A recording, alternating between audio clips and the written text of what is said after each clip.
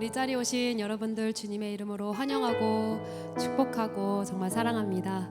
우리 이 시간 좌우 양옆 그리고 앞뒤 인사하시면서 서로 축복해 볼까요? 참 잘 오셨습니다. 환영합니다. 정말 잘 오셨습니다. 네, 여러분, 우리가 이 자리에 모인 것도 주의 놀라우신 계획 아래에 있음을 믿습니다. 완전하신 주님, 실수가 없으신 정말로 위대하고 높으신 그분이 우리의 아버지심을 우리가 믿고 신뢰하며 이 세상 길을 걸어갔으면 좋겠습니다. 우리 오늘 찬양 가운데 임하실 주님을 기대하는 마음으로, 그리고 말씀 가운데 우리에게 말씀해 주실 주님을 또 기대하는 마음으로 여러분 다 오셨을 줄 믿습니다. 우리 그 하나님 다 만나고 돌아가기를 주의 이름으로 축복합니다. 우리 같이 완전하시고 놀라우신 주님, 그분을 찬양하며 예배로 나아갑시다.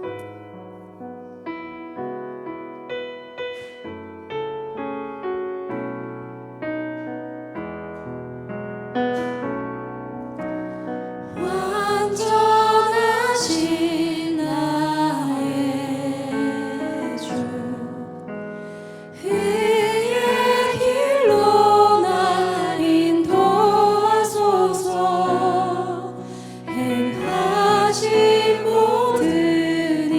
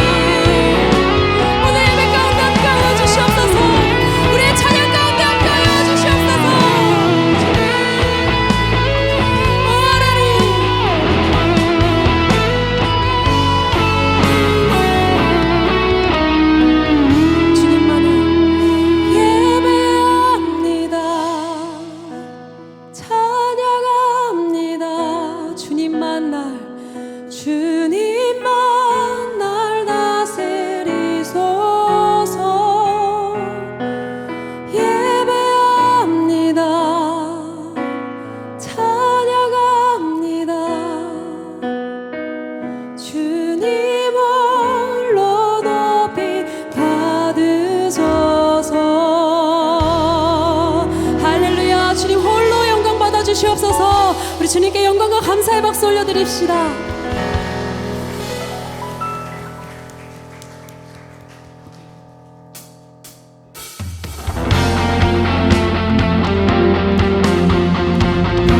주와 함께하는 모든 순간순간이 기쁨입니다.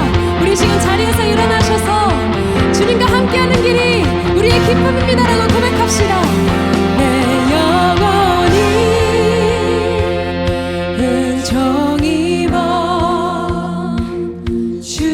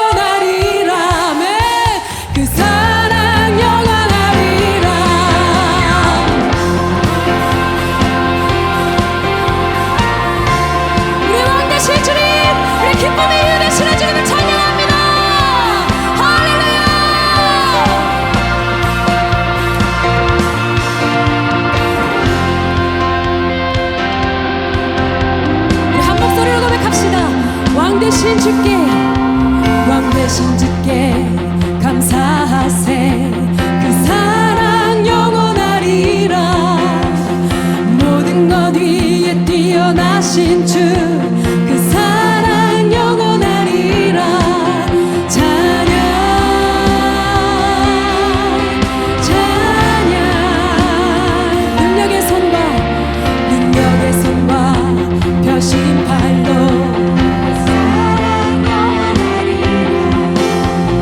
거듭난 영혼들을 위하여 그 사랑 영원하리. 찬양 찬양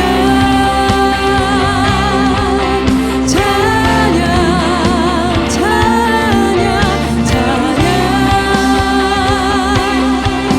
찬양 영원히 영원히 신실하신 능력의 하나님 영원히 함께하리.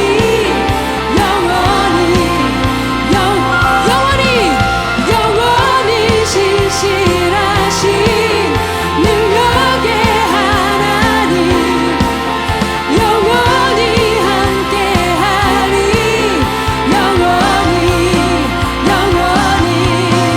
영원히 우리 3절로 고백합니다. 해 뜨는 데서 지는 데까지 여러분 그 사랑 영원하리. 아멘. 주 내로 우리 걸어가리. 사랑 영원하리. 찬양 찬양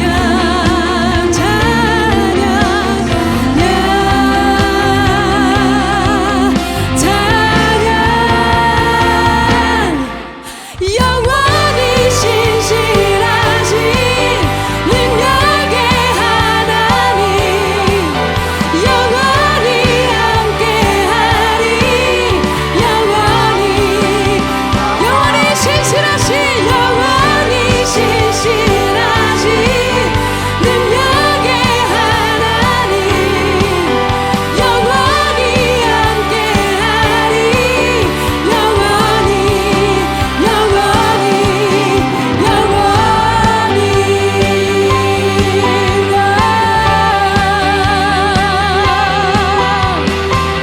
영원히 신실하신 주님께서 우리와 영원히 함께 하심을 믿으십니까?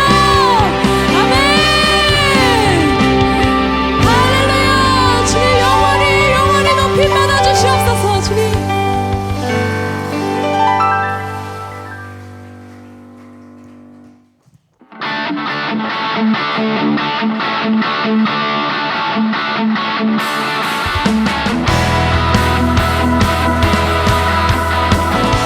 우리 안에 주가 주신 사랑으로 넘치기를 소망합니다. 우리 시간 어린 아이와 같이 힘껏 찬양합시다. 한 사랑 우리에게 찾아왔네. 자기 몸 희생하며 확증해 내신 사랑 먼저 본이 되신 이가 우리에게 명하시네. 내 맘과 뜻 힘 다해 주를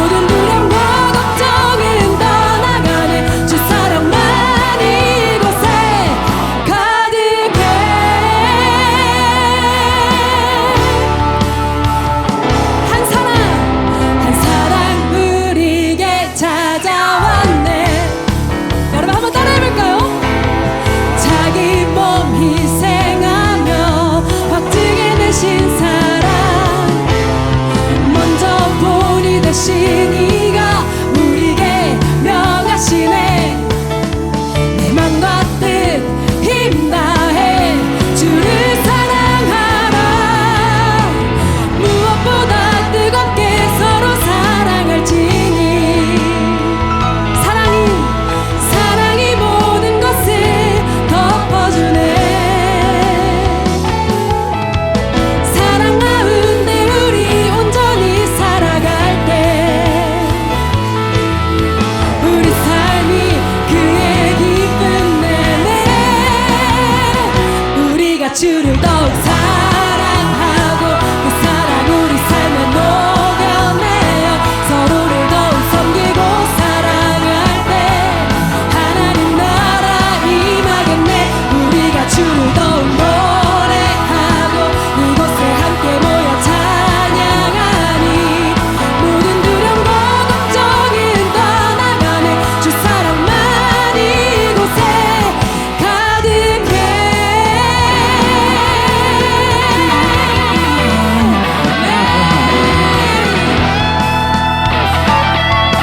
주의 사랑 이곳에 가득합니다.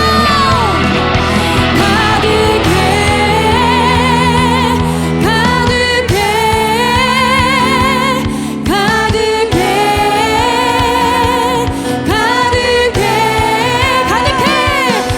가득해 가득해 가득해 가득해 우리가 주를 더욱 사랑하고 그 사랑 우리 삶에 녹여내어 서로를 더욱 섬기고 사랑할 때 하나님 나라 임하겠네. 우리가 주를 더욱 노래하고 이곳에 함께 모여 찬양하니 모든 두려움과 걱정은 떠나가네.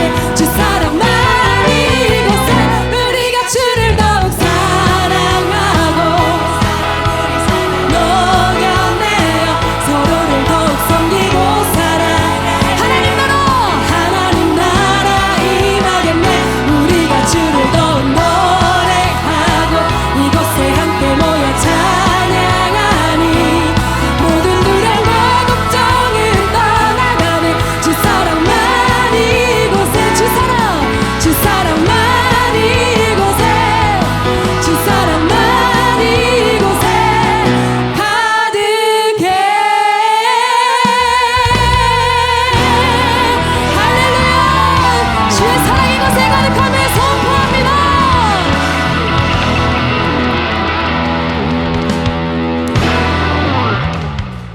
아멘. 우리 자리에 앉으셔서 우리 계속해서 주님을 찬양하며 나아가는데 여러분 우리 안에 사랑이 없음을 고백합니다. 우리의 힘으로 사랑할 수 없음을 고백합니다. 주님이 주신 사랑이 우리 안에 가득하고 풍성할 때 그것이 우리를 통하여서 흘러나가기를 소망합니다. 우리 주 앞에 고백합시다. 주님, 제 마음을 한번 보십시오. 제가 참 부족합니다. 제 안에 사랑이 없습니다. 이 시간 우리를 죽기까지 사랑하신 주님의 사랑이 내 안에 가득하게 하여 주시옵소서. 사랑의 빚진 자 되어서 이 세상에 우리가 받지 않고 사랑할 수 있는 자들 되게 하여 주시옵소서. 우리 이 시간 주님 마음 나에게 달라고 우리 함께 찬양하며 나아갑시다. 보소서 보소서 주님 나의 마음은 선한 것 하나 없습니다. 그러나 내 모든 것 주께 드립니다. 사랑으로 안으시고 날 새롭게 하소서. 보소서 주님 나의 마음은 선한 것 하나 없습니다. 그러나 내 모든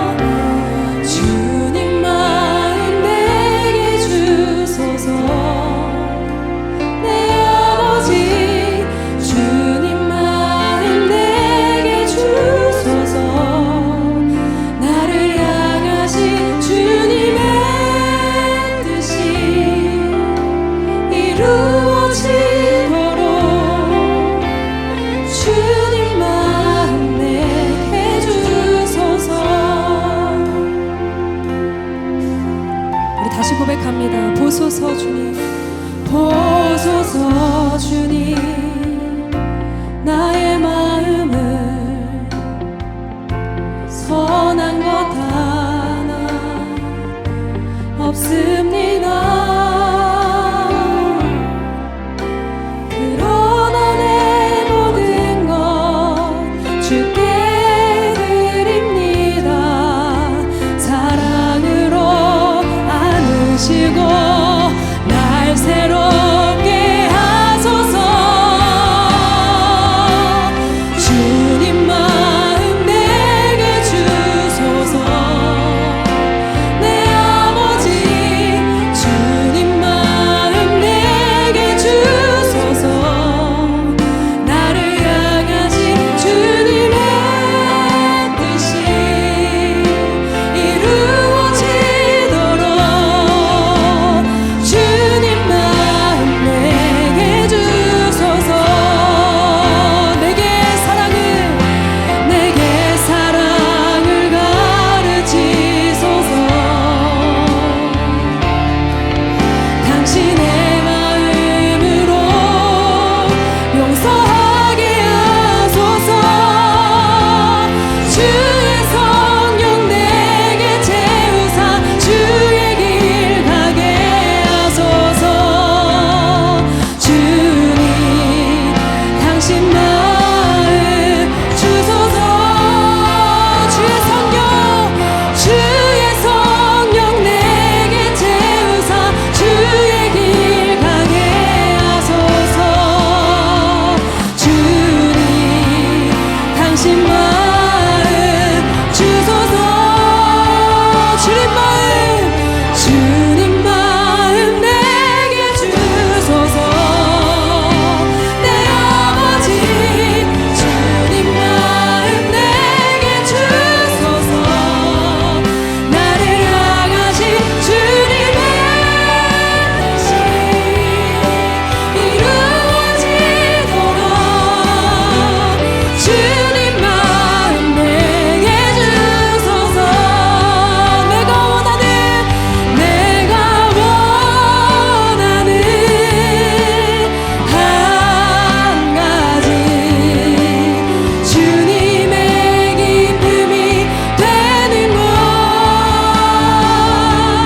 내가 원하는 한 가지 주님의 기쁨이 되는. 우리 두 손 들고 찬양합니다. 내가 원하는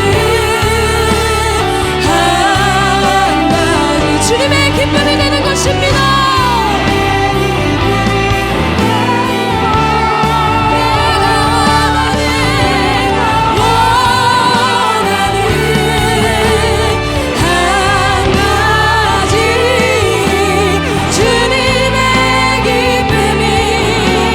우리 다시 한번 주님께 고백합니다. 내가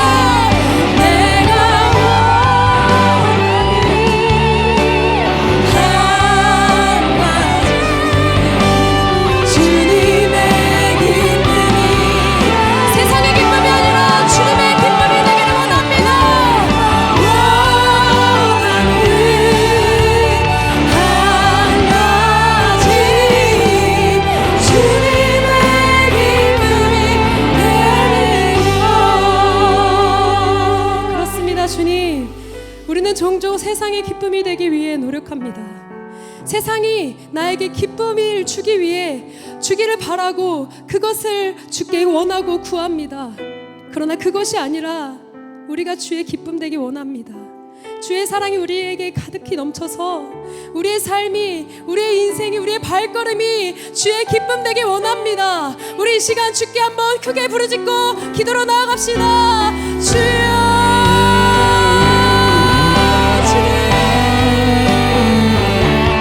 아버지, 주의 기쁨 되기 원합니다. 주께 기쁨이 되기를 원합니다. 아버지, 우리의 삶이 주님 보시기에 아름다운 삶이 되기를 원합니다. 주님,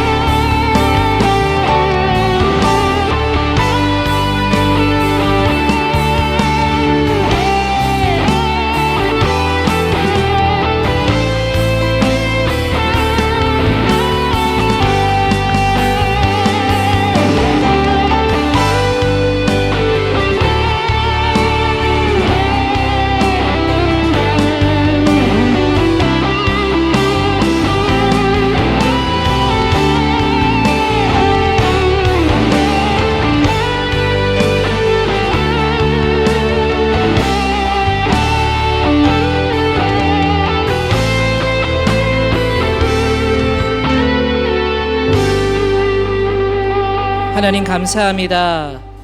오늘도 금요일 저녁 하나님 앞에 나와 함께 찬양하게 하시고 오직 하나님을 경배할 수 있도록 높여드리게 해주심에 감사를 드립니다. 하나님, 오늘 이 밤에도 보이지 않는 손길로 저희를 붙들어 주옵소서. 저희의 간절한 간구에 귀를 기울여 주시며 하나님만 찾는 시간이 되게 하여 주옵소서. 이 시간 성령 하나님 저희 가운데 충만하게 임재해 주시기를 간구합니다. 저희의 완고하고 이기적인 마음을 깨뜨려 주시고 굳어져 있는 심령이 부드럽게 되게 하여 주시며 성령의 불로 저희의 마음이 뜨겁게 되게 하여 주옵소서. 하나님, 손길 없이는 살아갈 수 없는 연약한 존재들입니다. 저희의 영혼이 메마른 땅처럼 주님을 갈망하게 하시고 말씀으로 찾아와 주시며 말씀으로 채워주는 귀한 시간이 되게 하여 주옵소서. 이 시간 주님과 더욱 교제하게 되기를 소망합니다. 새 힘을 얻는 시간 되기를 소망합니다. 주님의 기쁨 되는 시간 되기를 간절히 소망합니다. 온전히 우리와 함께하여 주옵소서. 감사드리며 예수님의 이름으로 기도드리옵나이다. 아멘. 할렐루야. 오늘 하나님께서 이 밤에 우리와 함께하여 주시는 줄로 믿습니다. 오늘 함께 우리가 볼 말씀은 누가복음 9장 23절 24절 두 절의 말씀인데요, 함께 합독해서 함께 말씀을 읽도록 하겠습니다. 함께 읽겠습니다. 또 무리에게 이르시되 아무든지 나를 따라오려거든 자기를 부인하고 날마다 제 십자가를 지고 나를 따를 것이니라. 누구든지 제 목숨을 구원하고자 하면 잃을 것이요 누구든지 나를 위하여 제 목숨을 잃으면 구원하리라. 아멘. 여러분, 이런 말이 있습니다. 역사를 알면 미래를 알 수 있다. 제가 대학을 다니던 시절에 교회사를 가르쳐 주던 교수님께서 자주 했던 말씀입니다. 역사를 알면 미래를 예측할 수 있다라는 것이죠.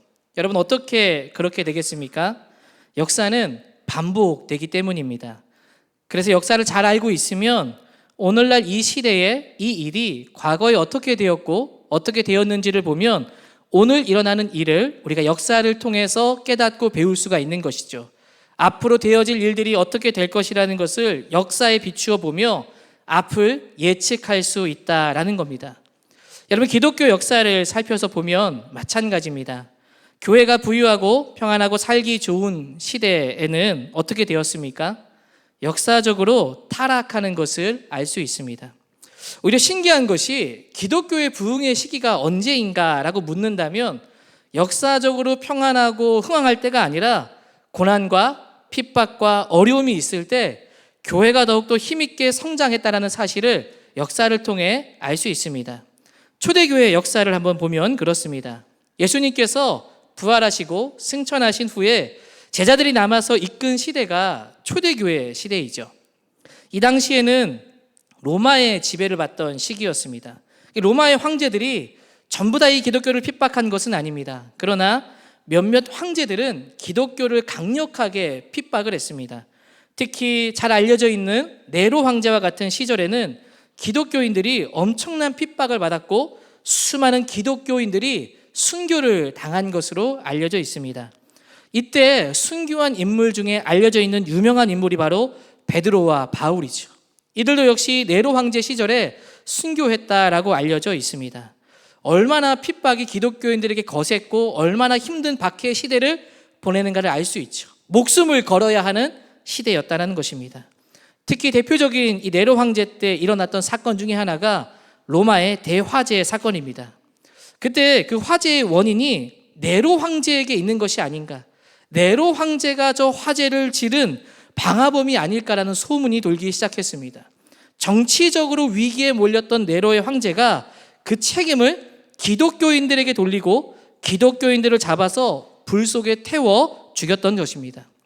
당시에 이런 어려운 시대 때 여러분, 기독교인들은 박해를 피할 수 있는 방법이 있었습니다. 로마 사회는 다신교 사회였습니다. 다양한 신들이 그 안에 가득했던 것이죠. 즉 종교의 자유가 있었던 겁니다. 근데 자신들이 섬기는 신을 섬기지만 신전을 만들어서 가면서 섬길 수는 있지만 단 자신들이 섬기는 신을 섬기면서 로마의 황제를 신격화할 뿐만 아니라 최고의 신적 존재로 인정하면 되는 것입니다. 여러분, 신앙이라는 것이 어떻습니까? 마음만 먹으면 사람을 속이는 건 일도 아니지 않을까요? 겉으로는 황제를 높여주고 보이지 않는 곳에서 철저하게 마음을 다해 하나님을 섬길 수 있지 않겠습니까? 그런데 초대교회 성도들은 그렇게 신앙생활하지 않았다는 것입니다. 복음을 부끄러워하지 않았고 그 복음으로 인해 고통당하고 죽는 것을 최고의 영광으로 여겼습니다. 철저하게 너는 나 외에 다른 신을 내게 두지 말라라는 말씀대로 보이든 보이지 않든 어느 곳에 있든지 하나님 앞에서 자신들의 믿음의 삶 속에서 철저하게 순종하며 살아갔다는 것입니다. 이런 모습이 그 당시에는 굉장히 영광스럽게 보일지 모르지만 또 한편으로 보면 믿지 않는 사람들이 볼 때는 얼마나 여러분 미련해 보이는 모습입니까? 당시에 다른 신들을 섬기는 사람들이 보기에는 이 기독교를 따르는 이 종교인들이 굉장히 이상하게 여겨졌을 겁니다. 타협하지도 않고 저렇게 섬기는 것이 미련하게 보였을 겁니다. 자기의 목숨을 다해 섬기는 것, 무엇보다 다른 신들을 섬기는 사람들이 볼 때 기독교는 그 당시에 굉장히 독특한 종교의 모양을 가지고 있었기 때문입니다. 여러분, 당시에 이 로마 당시에 있었던 수많은 종교들, 다양한 다신교들 가운데 이 종교를 가진 사람들이 가지고 있는 신앙의 형태와 그들이 섬기는 신의 모습의 종교 행위가 다 비슷했습니다. 유사했던 것이죠.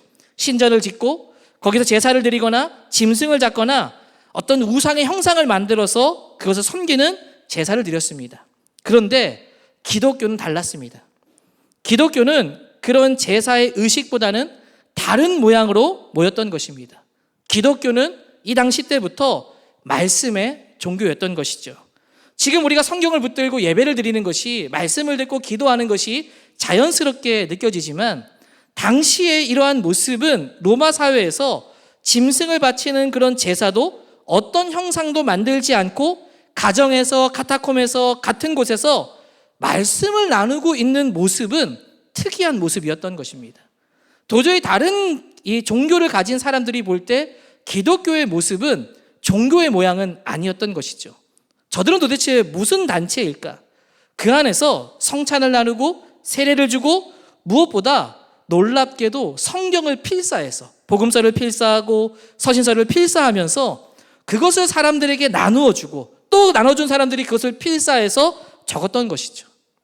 당시에 여러분 두루마리로 쓰던 필사에서 성경을 필사할 당시에는 코덱스 사본, 즉 좌우로 넘겨서 지금 오늘날 보고 있는 이 책의 형태가 이때 시작되었다 해도 과언이 아닙니다. 그러니까 사람들이 볼 때, 다른 그 당시에 있던 이방신을 섬기는 사람들이 볼 때 기독교는 종교가 아닌 것이죠. 종교의 어떤 형태도 띠지 않는 이상한 모습을 가진 것입니다.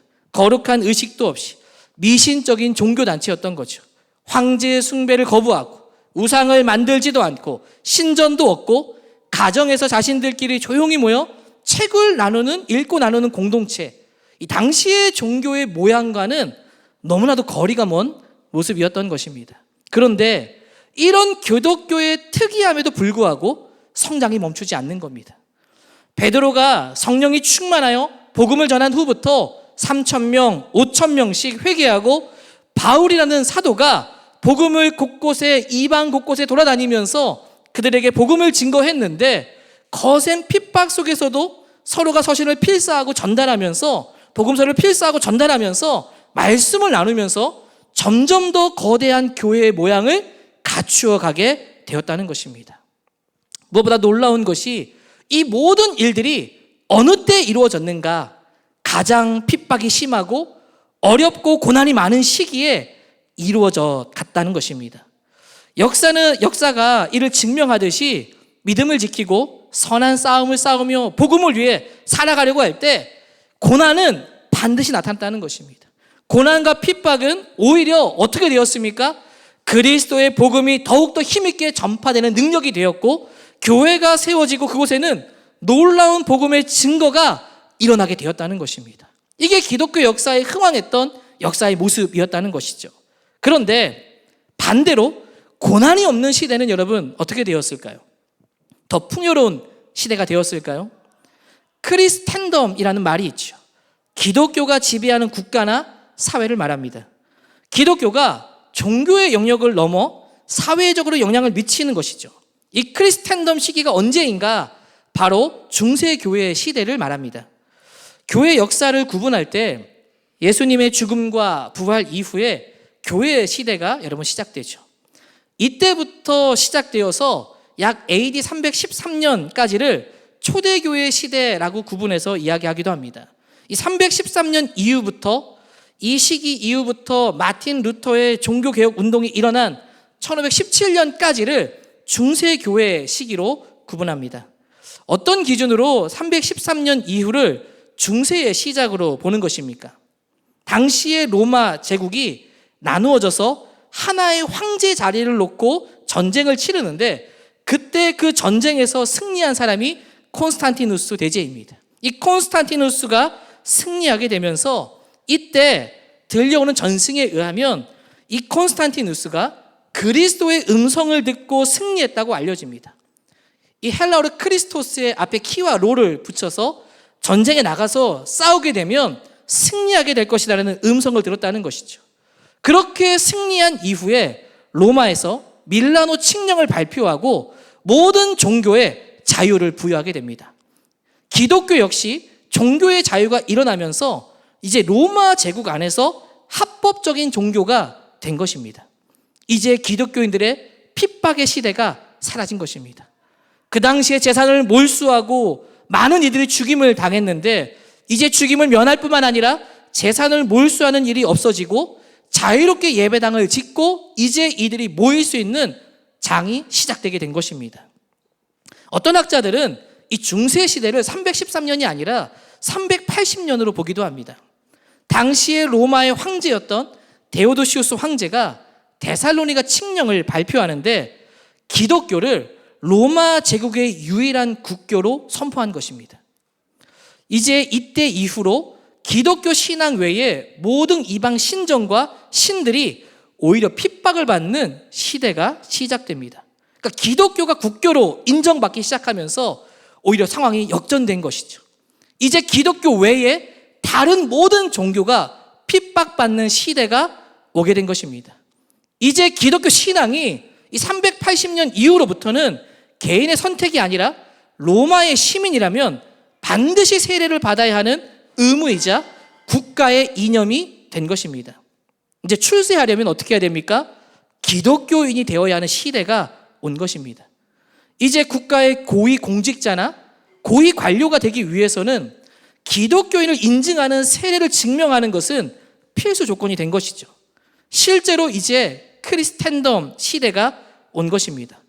핍박도 사라지고 정치 권력도 기독교가 가지게 되면서 힘과 권력을 얻게 됩니다. 어떤 사람들은 590년 이후를 중세로 얘기하기도 하는데, 그레고리 교황 1세 때 교황이 로마 지역의 통치자 역할까지 수행하게 됩니다. 그러니까 점점 교회 안에 수장인 교황이 권력이 막강해지는 거죠. 권력을 독점할 뿐만 아니라 엄청난 부를 차지할 뿐만 아니라 권력까지 가져서 정치에도 참여하게 된 것입니다. 그리고 어떻게 부를 모으는가 하면 성경에서 말하지 않는 교리를 만들어서 장사를 지내는 겁니다. 장사를 하는 겁니다. 비즈니스를 하는 것이죠. 대표적인 것이 바로 면죄부입니다. 면죄부를 만들어 팔면서 당시의 그 시대적 상황이 이제 점점 죽음에 대한 공포가 다가오고 있던 시대였습니다. 그때 그 시대 속에서 이러한 모습을 통해 종교가 해석을 독점하게 되어지고 죽음이라는 해석을 교황만이 독점할 수 있게 되면서 사람들은 그 말을 수긍할 수밖에 없었고 그 면죄부를 사기 위해 난리가 났던 것이죠. 그렇게 엄청난 돈을 벌어들이게 되었습니다. 이렇게 권력을 가지기 시작하고 엄청난 부를 축적하기 시작하자 어떻게 되었을까요? 타락하기 시작합니다. 더 많이 가지려고 온갖 악행을 일삼고 누리고 향유하고 가지고 싶은 모든 것을 소유하기 시작합니다. 결국 여러분 어떻게 되겠습니까? 이런 말이 있죠. 권력은 부패하는 경향이 있으며 절대 권력은 절대적으로 부패한다. 절대 권력은 절대적으로 부패할 수밖에 없다는 겁니다. 실제로 절대 권력을 가지기 시작하자 부패하기 시작하는 거죠. 부와 평안함을 가진 곳일수록 결국 부패할 수밖에 없다는 것입니다. 성경 역사에도 이런 모습이 잘 드러나죠. 이스라엘 백성들이 애굽에서 종살이를 살지 않았습니까? 종살이를 하다가 하나님의 은혜로 모세를 통해 출애굽하여 홍해를 건너 드디어 자유의 몸이 되었습니다. 그러나 그들은 가나안 땅에 들어가지 못하고 40년을 방황하다가 계속 그 광야 생활에서 어떻게 지내게 됩니까? 텐트를 치고 광야를 방황하는 삶이 이어지게 되죠. 만나와 메추라기를 먹으면서 재산을 소유할 수 없고 그저 떠돌이 생활을 40년 동안 하게 됩니다.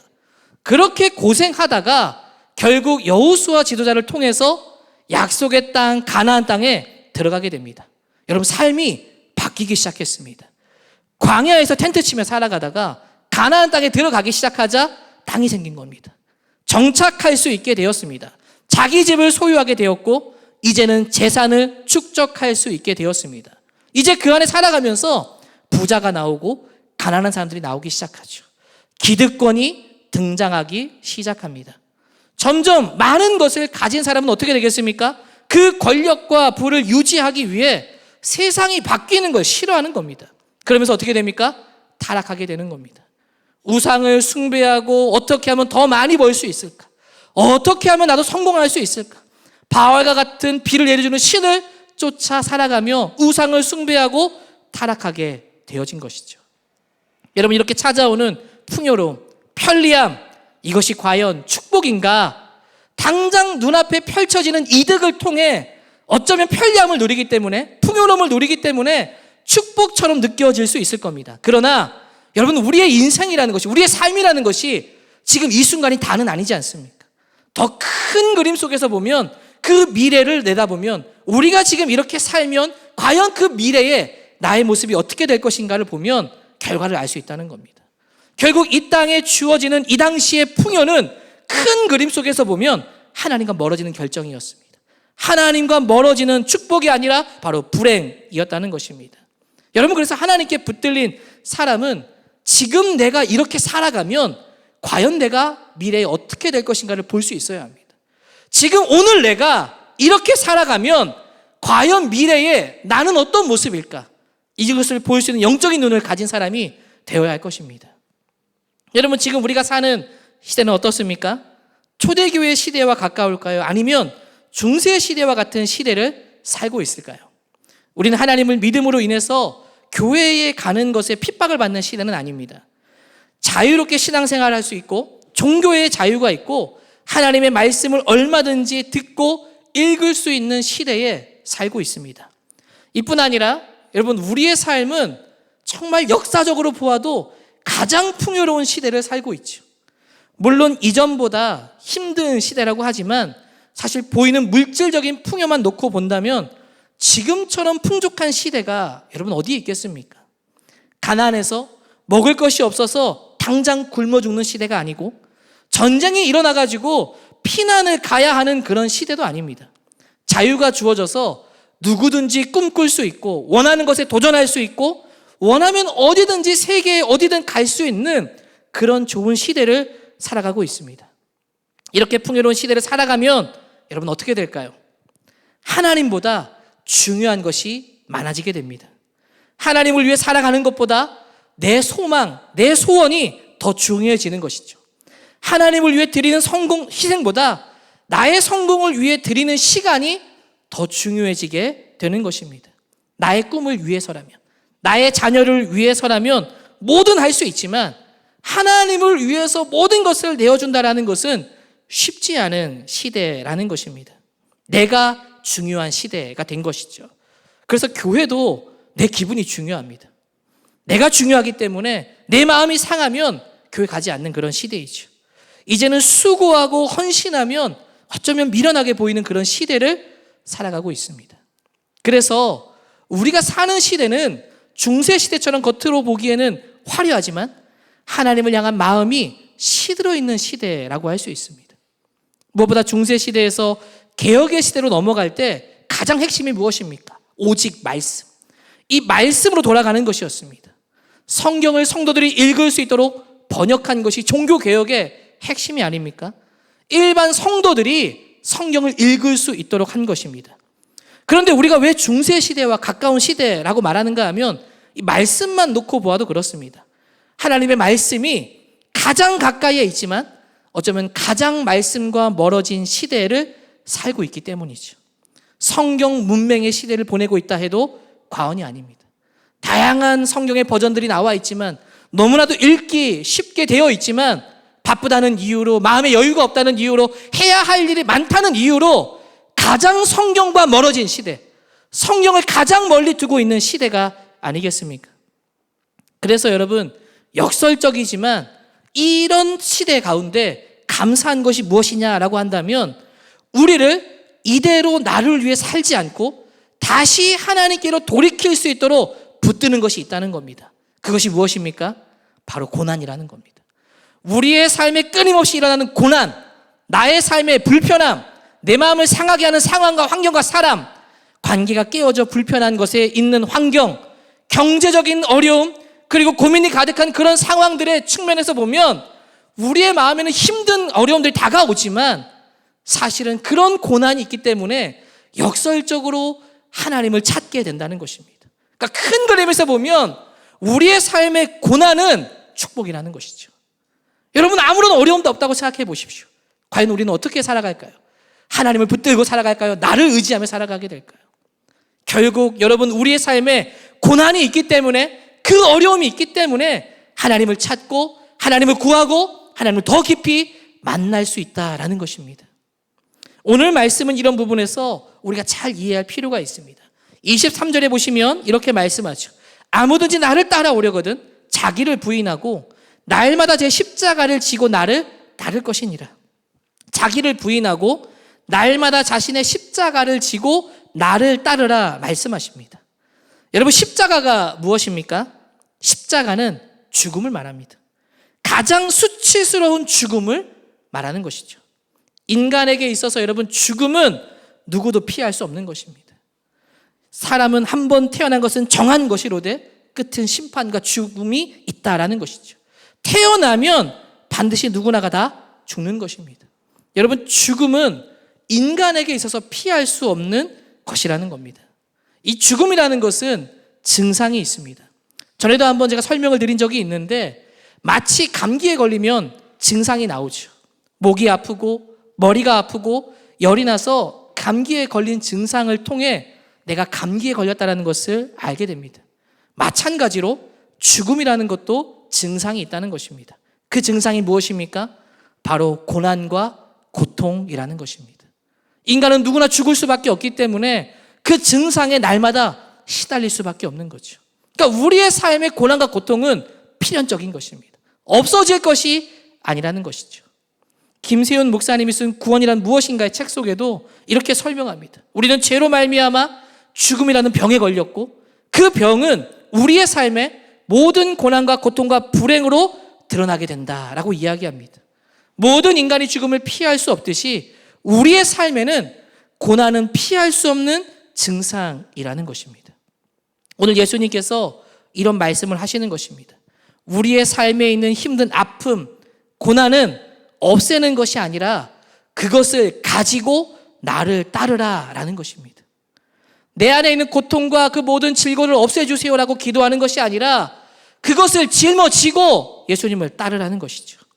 예수님께서 십자가의 죽음을 지고 끝까지 골고다로 올라 죽임을 당한 것처럼 우리의 삶에 일어나는 죽음의 증상인 고난과 아픔, 상처와 후회, 그 모든 아픔을 버리지 말고 예수님 바라보고 예수님 따라오라는 것입니다. 그러면 어떻게 되는 것입니까? 그 십자가가 우리를 죽음으로 인도하지만 결국 그 죽음이 마침내 부활의 영광을 보게 한다는 것입니다. 우리의 삶이 평안할 때 하나님을 떠나지만 고난이 우리에게 찾아옴을 통해 다시 하나님께로 우리를 인도해 가시며 그 십자가를 통해 우리를 다시 주님께로 인도하며 승리하게 하신다는 것입니다. 여러분, 이게 십자가의 역설이고 십자가의 능력입니다. 내 삶에 주어진 그 십자가, 그 고난은 피하고 없어져야 될 것이 아니라 우리의 삶을 하나님께로 인도하는 영광이요 기쁨이라는 것입니다. 예수님께서는 오늘 그 십자가를 뭐라고 말씀하는가 하면 날마다 지고 나를 따르라 말씀하십니다. 하루에 한 번 결단으로 오늘 기도했다고 그치는 것이 아니라 매일 매순간 그 십자가 잊지 말고 그 삶의 고난을 잊지 말고 따르라는 것입니다. 여러분, 우리의 육체는 어떻습니까? 거룩하게 살고 싶지만 우리의 모습은 자꾸 옛날로 돌아가려 하지 않습니까? 오늘 더 열심히 하나님을 찾기를 원하지만 이 시간이 지나면 다시 옛 모습으로, 옛 사람으로, 옛날의 나로 돌아가려 하지 않습니까? 그래서 우리는 오늘만이 아니라 매일 날마다 십자가를 지고 가는 삶이 되어야 합니다. 여러분, 이것을 기억하십시오. 우리의 삶이 평안하고 아무런 문제가 없는 삶은 위험합니다. 그러면 우린 영적으로 나태해지고 타락하게 될 것입니다. 십자가 앞에 나아가 내가 어떤 존재인가를 보아야 하고 우리가 죄로 인해 죽을 수밖에 없는 존재라는 것을 깨닫고 하나님의 은혜를 구해야 합니다. 여러분, 우리의 삶의 고난은 끊임없이 찾아오게 될 것입니다. 작년 제가 오픈하우스 구역 모임을 할 때 많은 구역 모임에 참석을 했습니다.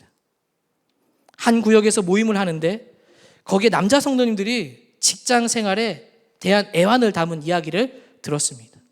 이 이야기의 요지는 당장이라도 그만두고 사표 두고 나가고 싶다는 이야기를 듣게 된 겁니다. 열심히 회사를 위해 최선을 다했는데 그 남성분들이 나누는 이야기를 듣는데 너무 힘들다는 거죠. 열심히 회사를 최선을 다했는데 그 노력을 아무도 알아주지 않고 열심히 준비한 프로젝트를 다른 사람에게 빼앗기고 힘들어하는 이야기를 들으면서 정말 얼마나 힘들까, 얼마나 마음이 힘들까, 그 마음의 아픈 마음이 공감이 되었습니다. 결국 회사는 그만두고 싶지만 그만두지 못하는 겁니다. 하루에도 몇 번씩 사표를 던지고 나와서 개인 사업을 해볼까 하지만 못하는 거죠. 그렇게 했다가 아내와 자녀를 고생시키면 어떡하나. 원하는 대로 결정할 수 없는 환경 속에 있는 겁니다. 아쉬운 소리 안 하고 살고 싶은데 안 할 수 없는 환경 속에 살아가는 겁니다. 이렇게까지 버티고 살아야 하나? 이런 고민이 여러분 진짜 우리의 모습은 아닙니까? 하고 싶은 일을 하며 사는 게 아니라 하기 싫은 일을 하며 내려놓을 수 없어서 버티며 살아가는 삶의 모습은 아닙니까? 근데 여기에 승리의 영광이 있다는 겁니다. 여러분, 자녀를 키울 때 어떻습니까? 신앙으로 제대로 양육하고 싶지만 신앙은 고사하고 아이와 다투지만 않았으면 좋겠다, 이런 마음이 들진 않습니까? 엄마가 되어서 별말 하지도 않고 정말 애가 스트레스 받을까 봐 정말 조심하며 공부하라 소리 한 번도 제대로 한 적 없는데 어쩌다 겨우 한 번 좀 해야 되지 않겠니 했는데 엄마는 늘 이런 식이야. 내 마음을 알아주지도 않고 요즘은 말만 걸어도 막 튕겨내고 저리 가라 그러고 마음에 상처받는 게 여러분 우리의 삶의 모습은 아닙니까? 여기에 십자가의 그 고난에 영광이 있다는 겁니다. 여러분, 교회에서 열심히 마음 먹고 섬기려 하면 어떻습니까? 열심히 하지 않는 사람이 와서 감나라 배나라 하면서 이래라 저래라 하지 않습니까? 마음에 상처 주고 왜 이렇게 설쳐대?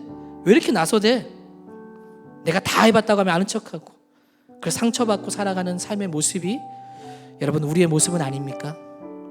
여러분, 우리가 모양은 다 다르지만 고민과 문제와 걱정들이 있습니다. 그래서 그 문제가 좀 해결되고 좀 사라졌으면 좋겠다, 좀 이 고통에서 좀 벗어났으면 좋겠다 라고 싶은 마음이 가진 분들이 많을 것입니다. 근데 여러분, 사라지지 않아요. 예수님은 말씀합니다. 그거 없애달라고 하지 말고 그거 가지고 나를 따르라. 그거 가지고 예수님을 따라오라. 나를 바라보고 나에게 와라. 여러분, 아무리 괜찮은 사람이라 하더라도, 아무런 고통 없고 뭐 평안한 삶이라 하더라도 과연 그럴까요? 여러분, 정말 내면 깊이 찾아보면 문제 없는 사람이 여러분 어디에 있겠습니까?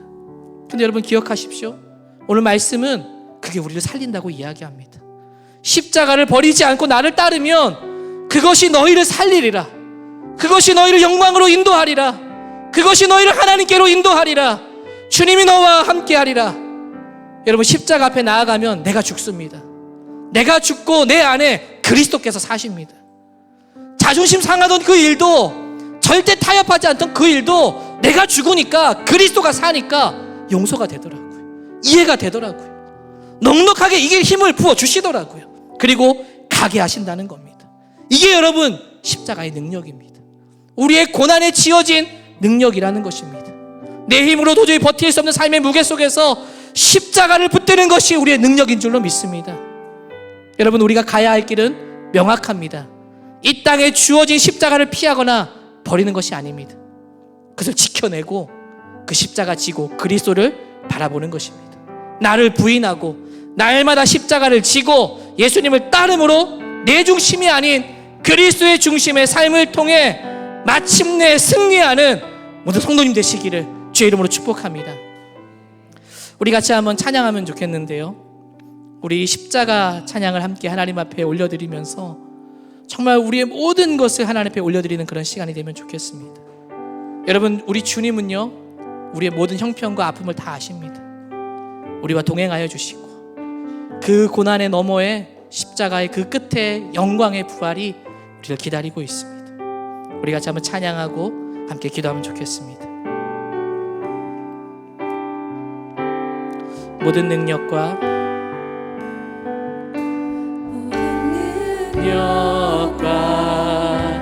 모든 권세, 모든 것 위에 뛰어나신 주님, 세상이 측량할 수 없는 지혜로 모든 만을 창조하셨네. 모든 나라와 모든 보좌, 이 세상 모든 경이로움보다,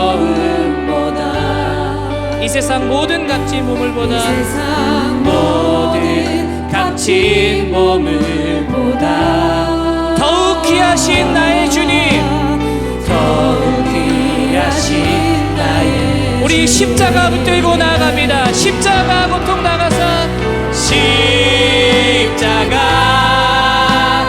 고통 당하사 버림받고 외면당하셨네.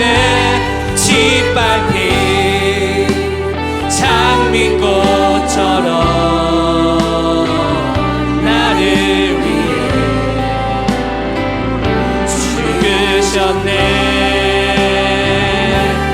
나의 십자가 고통 당하사, 십자가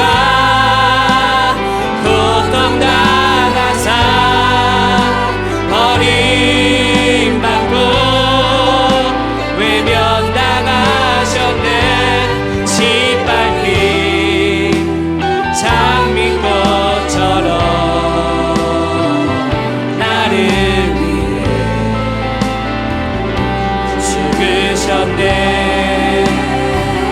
우리 처음부터 한번 더 찬양하겠습니다. 모든 능력과 모든 권세, 능력과 모든 권세, 모든 것 위에 뛰어나신 주님, 세상이 측량할 수 없는, 세상이 측량할 수 없는 지혜,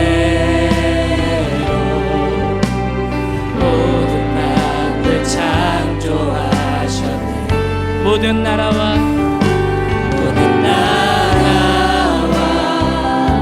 모든 보좌,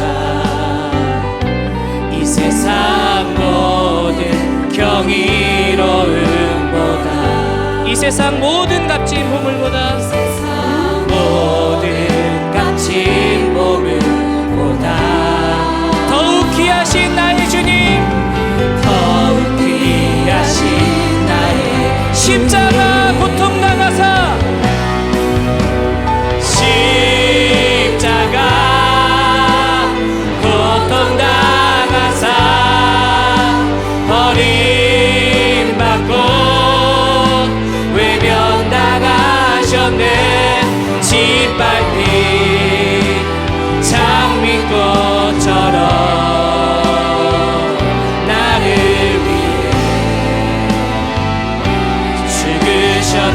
우리 마지막 한 번 더 십자가 고통 당하사,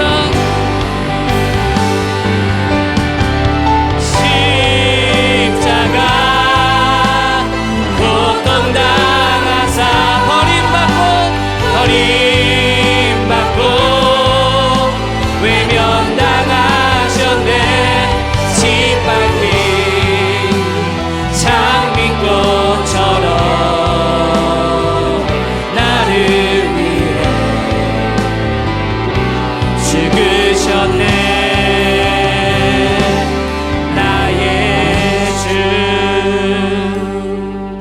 시간에 말씀을 붙들고 함께 기도하면 좋겠습니다. 여러분, 우리가 가야 할 길은 명확합니다. 십자가는 피하거나 버리는 것이 아닙니다. 우리 예수님께서 말씀하신 것처럼 그 내 삶에 지어진 그 십자가를 지고 주님을 따르라는 것입니다. 주님, 내 삶에 지어진 그 십자가 버리도록 기도하지 않게 하여 주시고 그 십자가 지고 예수님 바라보게 하여 주시옵소서. 예수님을 온전히 따라가게 하여 주시옵소서. 주여 외치고 기도하며 나아갑시다. 주여! 하나님 아버지, 내 삶에 주어진 그 십자가 주님 버리는 것이 아니라 주님을 의지하게 하여 주시고 예수님 바라보고 나아갈 수 있도록 인도하여 주옵소서. 우리가 하나님 앞에 나아갈 수 있는 것은 우리 삶에 지어진 십자가 있기 때문입니다. 하나님, 우리의 삶에 십자가가 있기에 주님, 우리가 주님 붙들고 나아갈 수 있습니다. 고난이 없는 곳은, 하나님 풍요로운 곳은 우리를 나태함과 절망과 실망에 빠지며 하나님과 멀어지게 만들지만 우리 삶에 주어진 그 십자가의 고난은 우리 주님을 바라보게 하여 주시는 줄로 믿습니다. 주 예수 그리스도 바라보게 하여 주시고 주님을 바라보며 날마다 그 십자가로 나아가게 하여 주시옵소서. 예수 그리스도를 붙들고 주님 앞에 나아감을 통해 주님께 나아가는 자가 되게 하여 주시옵소서. 나의 고난을 통해 나의 의를 십자가에 못 박게 하여 주시고 나는 죽고 예수가 살아나는, 나는 죽고 예수가 일어나는 역사가 일어나게 하여 주시옵소서. 우리의 마음에 하나님의 은혜가 가득 차게 하여 주시고 주의 성령으로 우리를 채워주셔서 주님을 붙들고 나아가는 하나님의 거룩한 백성들이 될 수 있도록 하나님 아버지 함께하여 주옵소서. 주님, 우리가 하나님 십자가 없이 살아갈 수 없습니다. 십자가 없이 살아갈 수 없습니다. 십자가 지고 가게 되기를 소망합니다. 고난 속에서 이길 수 있는 넉넉한 힘을 주시고 주님께서 내 안에 살아계시고 주님께서 내 안에 역사하는 은혜가 있게 하여 주시옵소서. 주님, 내 모든 자아가 버려지게 하여 주시고 예수 그리스도만이 드러나게 하여 주셔서 하나님, 내 힘으로 나아가는 것이 아니라 그리스도의 충만함으로 나아감을 통하여 주님께 모든 영광 올려드리는 하나님, 그런 복된 모습이 우리 가운데 이루어져 갈 수 있도록 하나님 아버지 함께하여 주시옵소서. 우리의 삶의 은혜와 성령을 충만하게 부어주신 것 통해 주님 앞에 나아가는 하나님 거룩한 모든 백성들이 이 땅 가운데 세워질 수 있도록 주님 역사하여 주시옵소서. 주 역사하여 주시옵소서. 우리 말씀을 기억하면서 계속해서 기도하며 나아갑시다. 여러분, 내 자아가 죽도록 기도합시다. 여러분, 내 안에 내가 살아있으면 다가오는 모든 고난이 불편하고 불만이 나오고 불평이 나옵니다. 저 사람 없어졌으면 좋겠는데, 이 환경이 바뀌어졌으면 좋겠는데, 그렇게 되는 것이죠.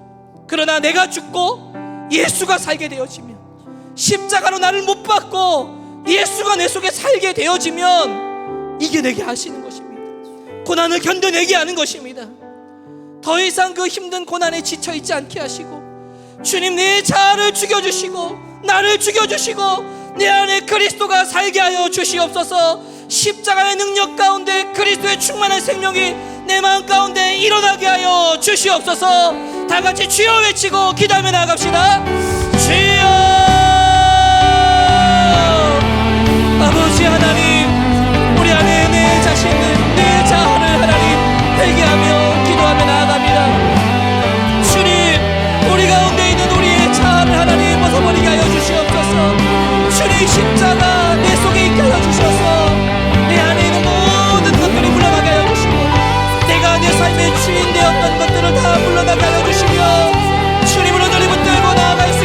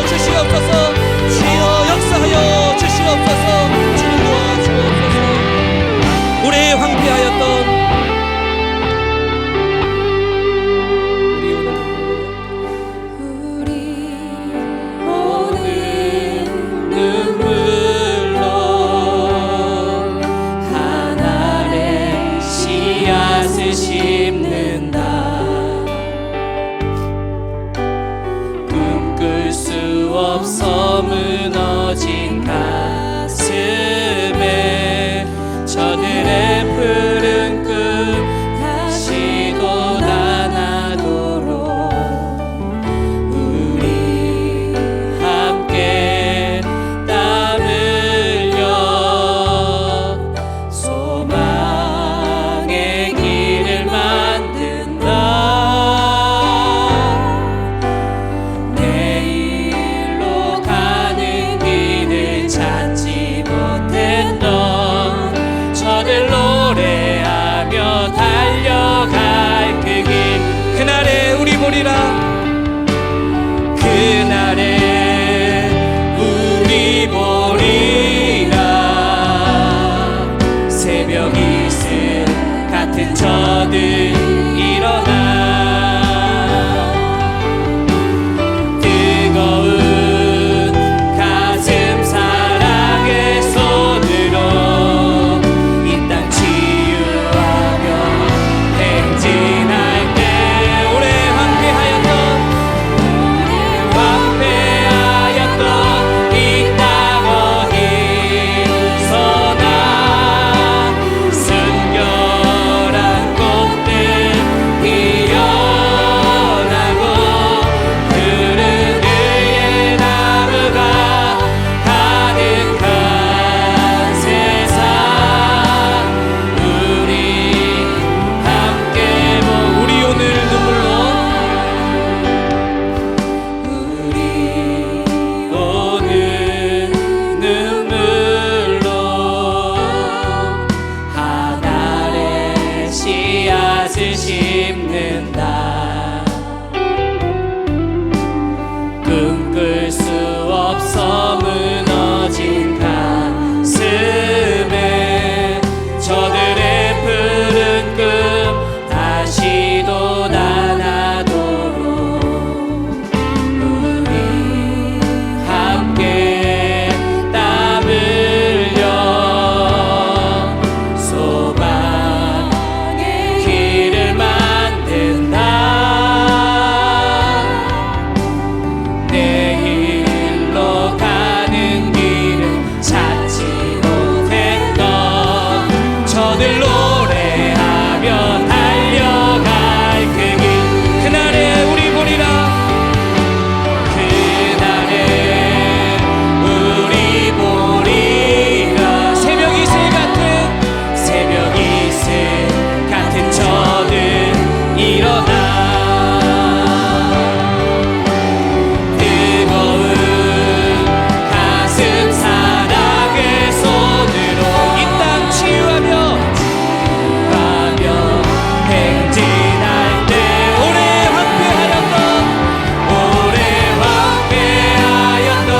이 땅 어디서나 순결한 꽃들 피어나고 푸른 의의 나무가 가득한 세상 우리 오래 황폐하였던 이 땅 어디서나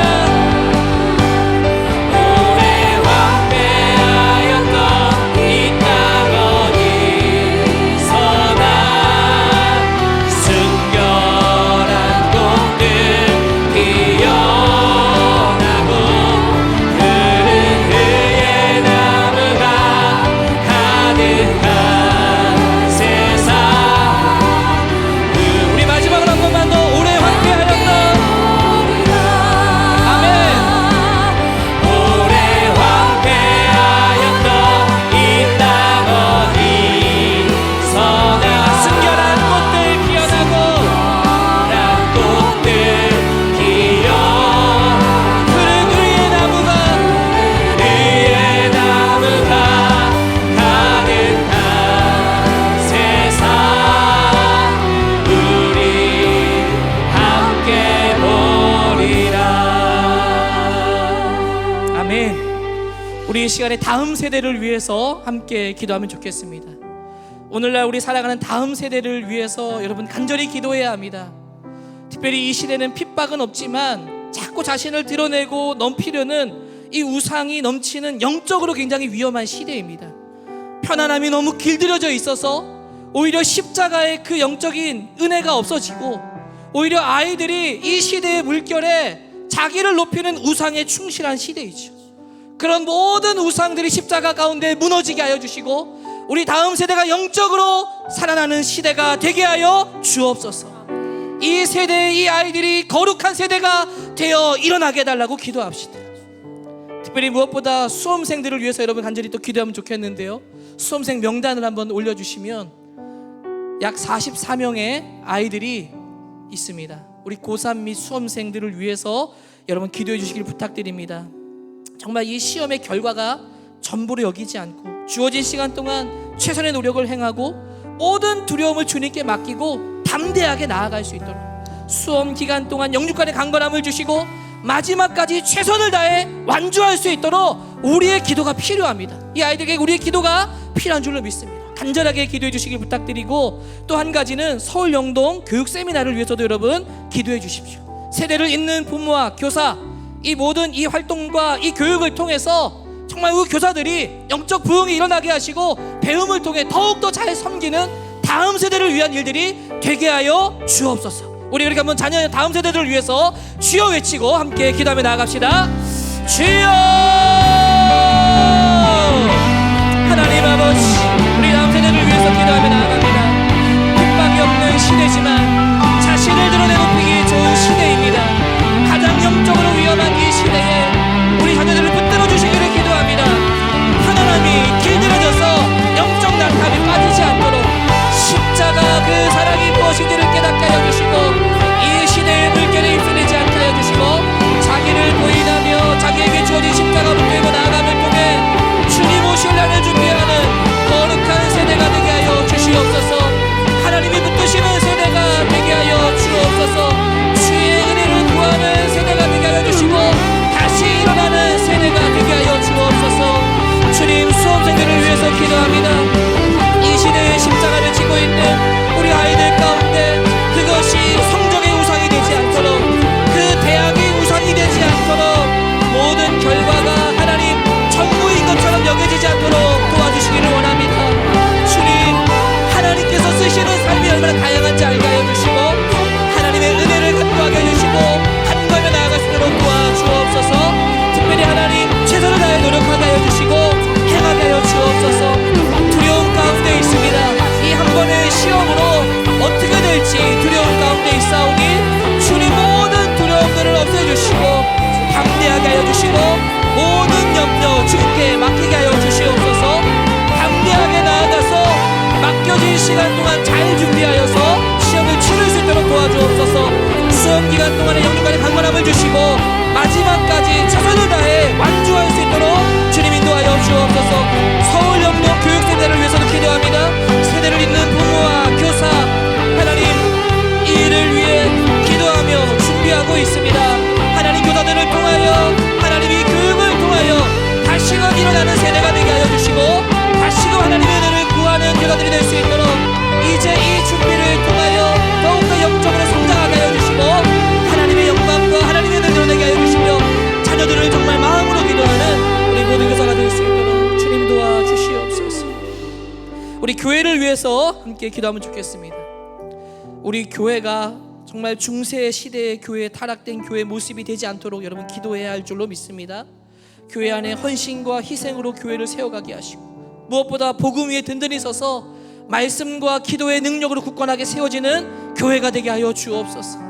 세상의 소리에 갇히지 않게 하시고 이 시대에 들리는 하나님의 말씀에 귀 기울이며 복음이 필요한 곳에 복음을 흘려보내는 그런 교회가 되게 하여 주옵소서.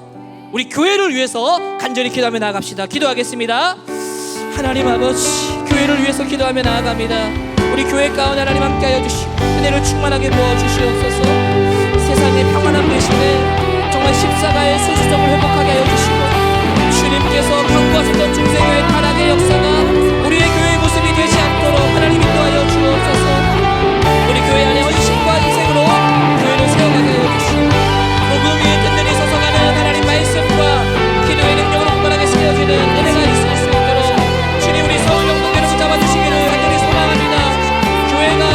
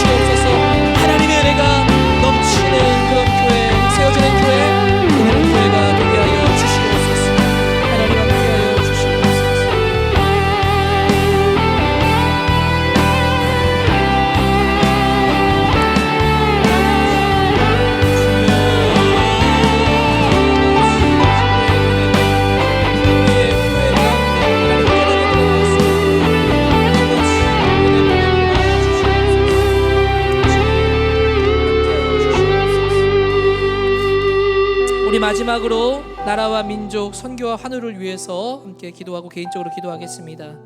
특별히 나라를 위해서 기도할 때 우리 나라 지도자들이 권력의 십자가 앞에 겸손하게 하옵소서.